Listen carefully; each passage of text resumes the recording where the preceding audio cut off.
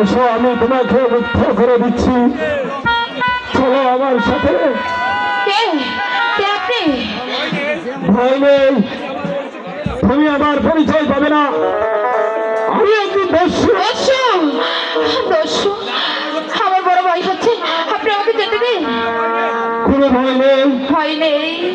আমি আপনাকে মুক্ত করে ওর পাশে, কাজলকে মুক্ত করে ওর পাশাতে বাইরে রেখে এসেছি। সত্যি? আপনি কি সত্যি বলছেন ভাই? আপনি আমার কাজলকে মুক্ত করে এই প্রাসাদের বাইরে রেখেছেন? কাজলকে মুক্ত করে ওর পাশাতে বাইরে রেখে এসেছি। তাই চলুন ভাই। তুমি কাজলকে নিয়ে এই রাজ্য ছেড়ে চলে দাও। এই শয়তান তোমাদেরকে কিছুতেই রেহাই দেবে না। চলো আমার সাথে। তাই চলুন ভাই, তাই চলুন।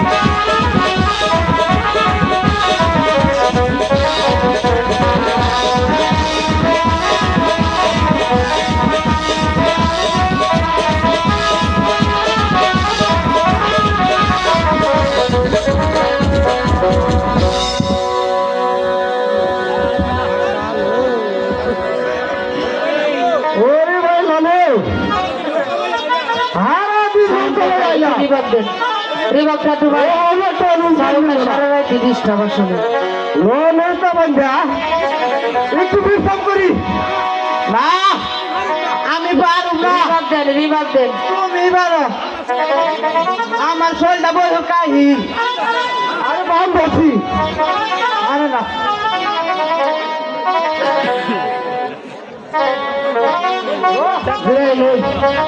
ঘুমাইলেন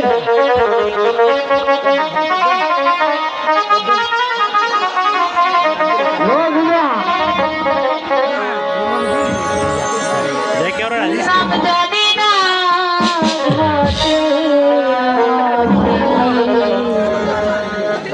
কি নাম ধরে ডাকবো আজি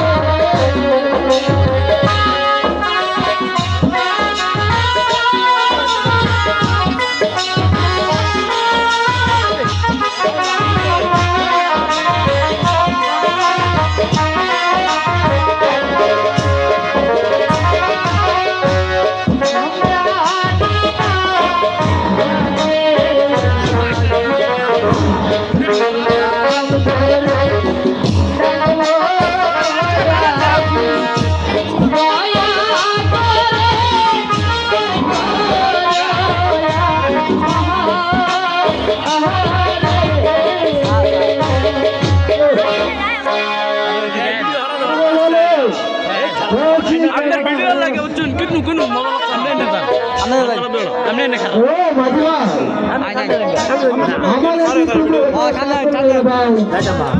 আমি সামনে যাইতাম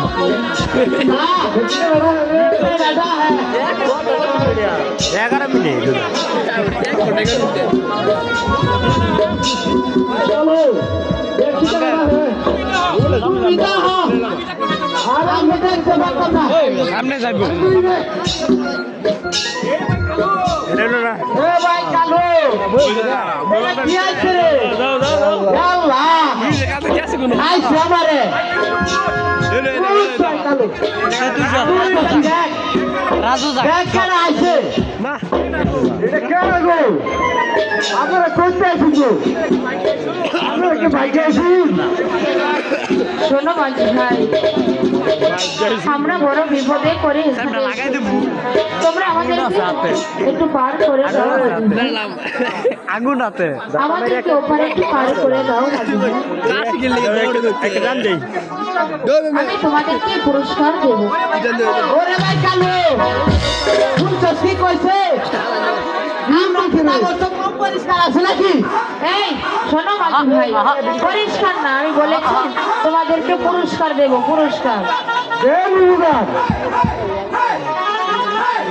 আছেন দাও মাঝি ভাই, আমার এই হাতের আংটি খানা রেখে আমাদের দুজনকে পার করে দাও মাঝি ভাই। এই আংটিটা বহুত মূল্যবান, তোমরা যদি ওই রাজের বাড়িতে বিক্রি করো তাহলে বহুত টাকা পাবে। উঠেন আই উঠেন উঠেন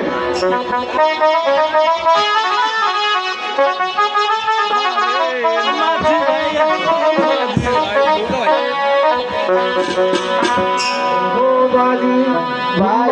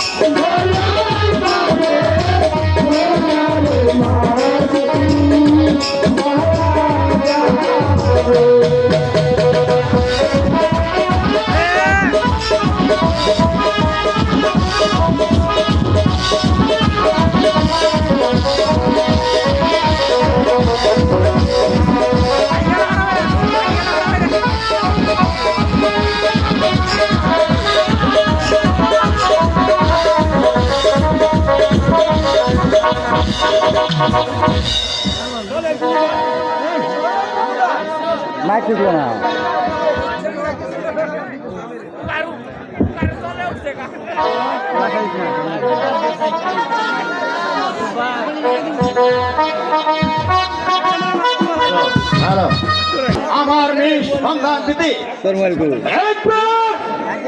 একবার যদি সেই সরকারকে পাই তাহলে আমি তাকে নির্মম ভাবে করবো হত্যা। কোথায় করি যাব না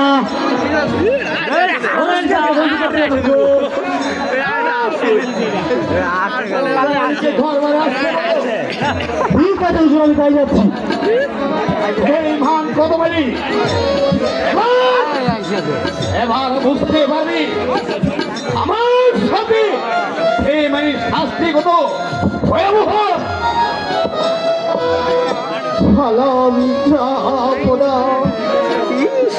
আমাকে কেন স্মরণ করেছেন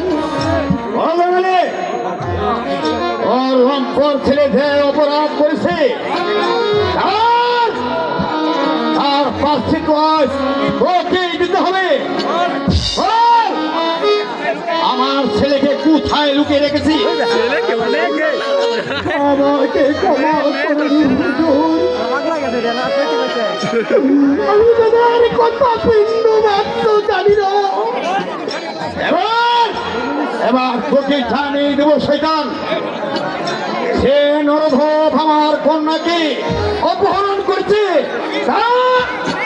পাপকেও আমি ক্ষমা করবো না।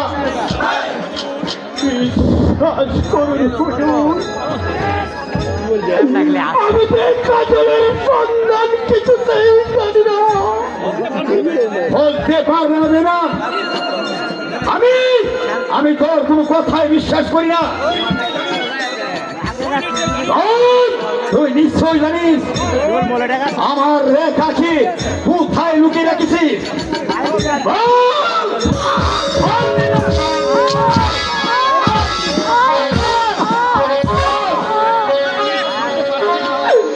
আমি আর কইতে পারছি না আমাকে আর পারবেন না যতক্ষণ পর্যন্ত আর রেখার সন্ধান না দিবি আমার হাতে তেমন জলদি থাকবি।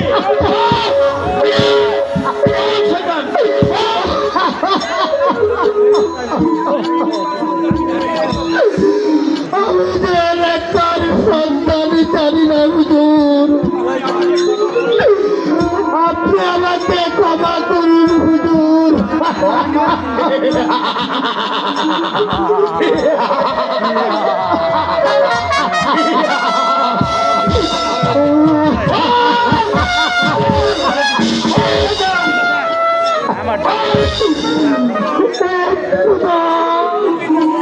তুমি কি দেখতে পাচ্ছ না ওরা বাচ্চে বিনা দিবে এমনিভাবে চাবুক বাচ্চে কুদা কুদা তুমি এদের বিচার করো কুদা তুমি এদের বিচার করো।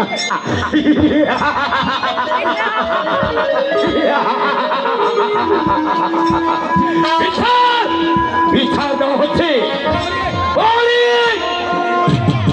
বন্দি করে রেনাও কোনো মালিকে। ঠিক আছে হুজুর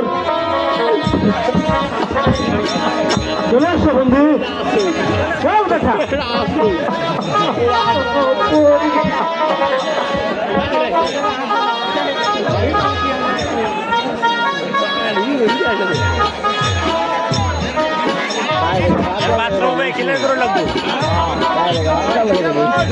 সালাম সালাম আসতে পারি এসো তোমাদের কিসের অভিযোগ? মানে এই আংটি খেলা কেউ কিনতেছে না তাই আপনার কাছে নিয়ে এসেছি। দেখি কিসের আংটি?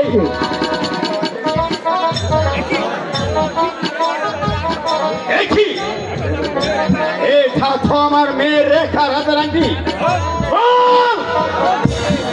ফল ধরার আংটি কোথায় পেয়েছি? কারণটি তাহলে কি আপনার এখানে গেছে পালাই গেছে খেয়ালি রেখে আসল কথা বল এই আংটি তোরা কোথায় পেয়েছি আচ্ছা মানে পানি কই একটা মহিলা ঘুম আমাদের খেলা পারিয়া এই বুক শিখতেছে ওরা কোথায় আছে না হুজুর আমি কিছু বলতে পারবো না বলতে পারবে না কেমন করে বলতে হবে হ্যাঁ আমার ভালো করে জানা আছে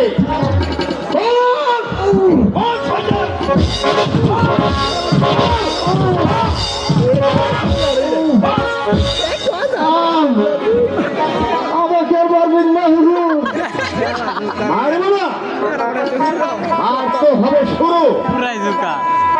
ভালো স্বাস্থ্য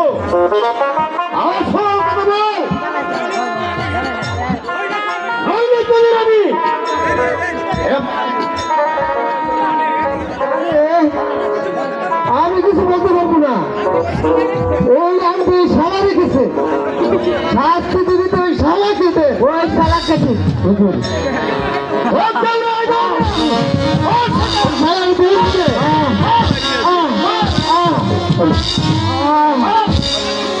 মরে যাবি হুজুর একেবারে মরে যাবি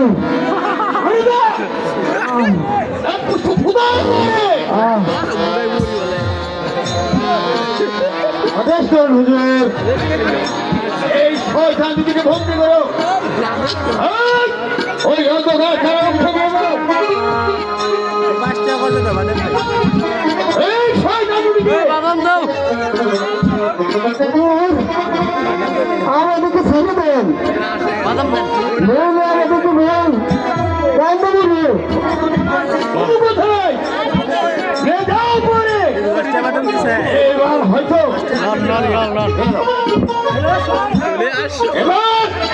এবার হয়তো আমার মেয়ে রেখা আমি এবার হয়তো আমার মেয়ের সঙ্গে খুঁজে পাবো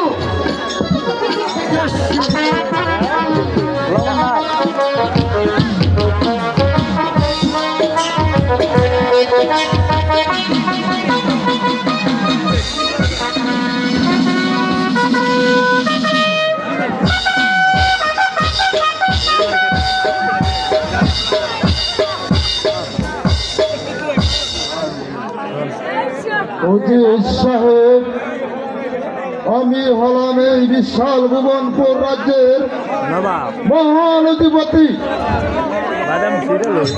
আমার রাজ্যের হিন্দু মুসলমান প্রজাগণ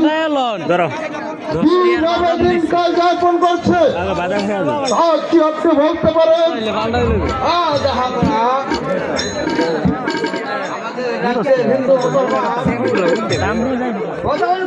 হিন্দু বসবাস করছে উজির সাহেব আমার রাজ্যময় ঘোষণা করে দিন হিন্দু মুসলমান সবাই ভাই ভাই একই মায়ের সন্তান আমি তাই করবো যাবো না আমরা দুই জাতি মিলেমিশে এক হয়ে থাকতে পারলে আমাদের রাজ শুধু তাই করতে বুঝি সাহেব আমরা দুই জাতি মিলেমিশে আমার ভুবনপুর রাজ্য একটি শক্তিশালী রাজ্য হিসেবে গড়ে তুলতে চাই পিতা পিতা আমি আপনাকে কতখানি খুঁজে এসেছি পিতা কেন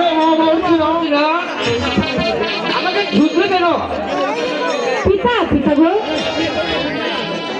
আমি আমার মামার বাড়িতে বেড়াতে যাব আপনি যাওয়ার অনুমতি দিন পিতা মা মদিনা তুমি তোমার মামার বাড়ি যেতে গেলে হাতে লুকু নাও বাবা উজির সাহেব আপনি মর্জিনার সাথে কিছু সংখ্যক সৈন্য সৈন্য দিয়ে আগামীকাল তার মামার বাড়ি পাঠিয়ে দেওয়ার ব্যবস্থা করে তাই করবো তাহা করা চলো ভঙ্গ করি চলো রবি সাহেব চলো মা মর্জিনা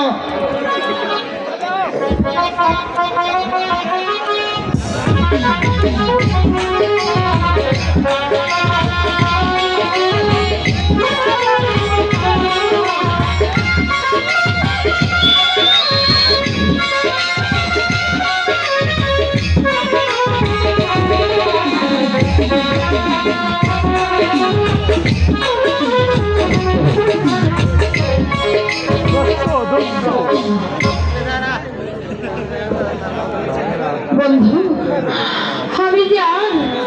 আমি যে আর চলতে পারছি না বন্ধু এবার আমাকে একটু বিশ্রাম করতে দাও কি করবে রেখা এটা যে আমাদের ভাগ্যের পরিবাস নইলে তুমি রাজকন্যা হয়ে আজ বলে বলে ঘুরবে কেন বন্ধু বলো বলো কি বলবে রেখা পানি না খাইলে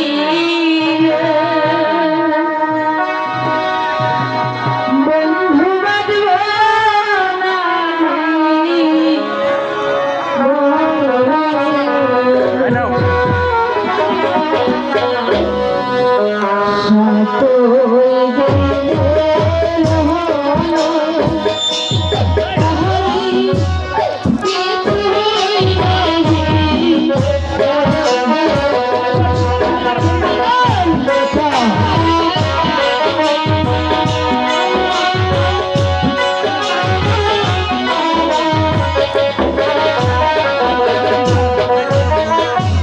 সাত হয়ে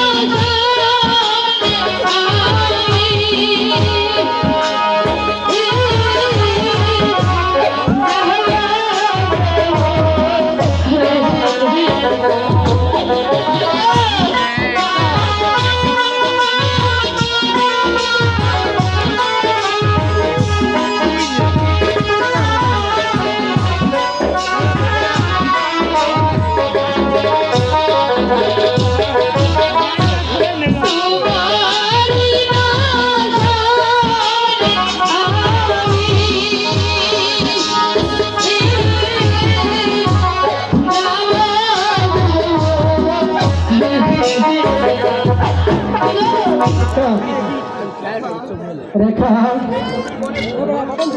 এই গভীর বনে কোনো মানুষের বসতি নেই আমি কোথায় পাবো তোমার জন্য খাবার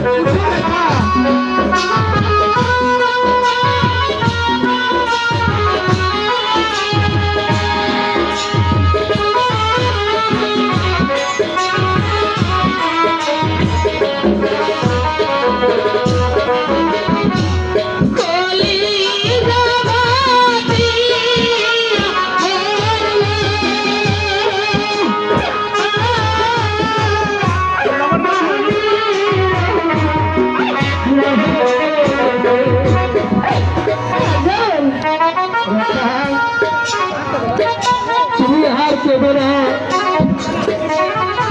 তুমি এই শিষ্টা এখানে হাতে নিয়ে তুমি এখানে বসে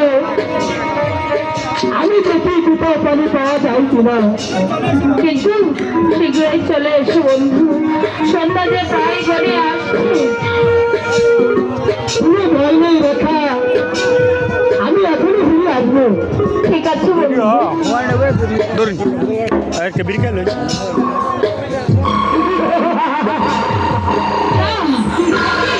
এই কিসের হাতে হাসি শোনা যাচ্ছে?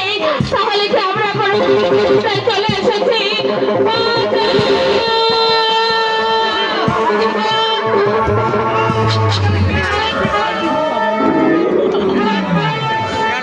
আমি যেই হই না কেন,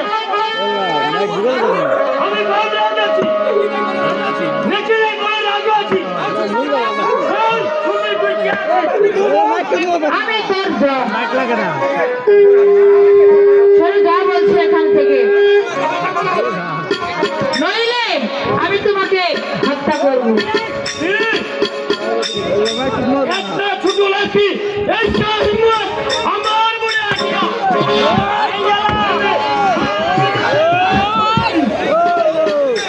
সাবধান বলছি জঙ্গলি,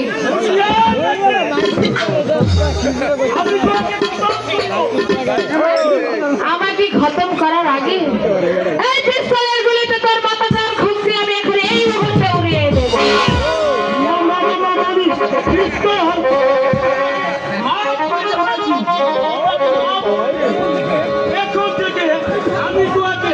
ঠিক আছে, যাও এখানে থেকে চলে যাও।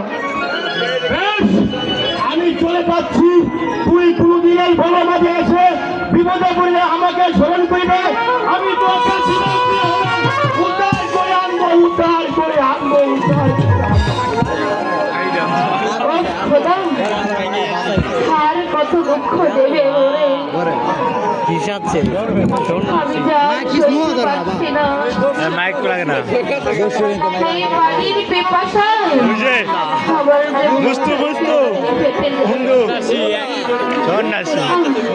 তুমি আমাকে রক্ষা করো খোদা, তুমি আমাকে রক্ষা করো।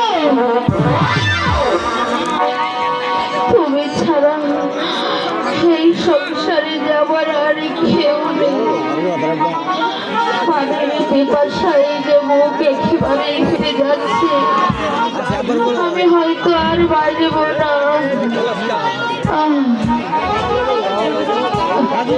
ওম কালী, ওম কালী, জয় শিব শম্ভু, ওম কালী। কে তুমি বাবা? আমি একদম সংসার থেকে সন্ন্যাসী। তোর কান্না শুনে আর থাকতে পারছি না। বল মা, তোর আসল পরিচয়। তুমি টিকে যাও, আপন করবো। রাজা লালি গো আমি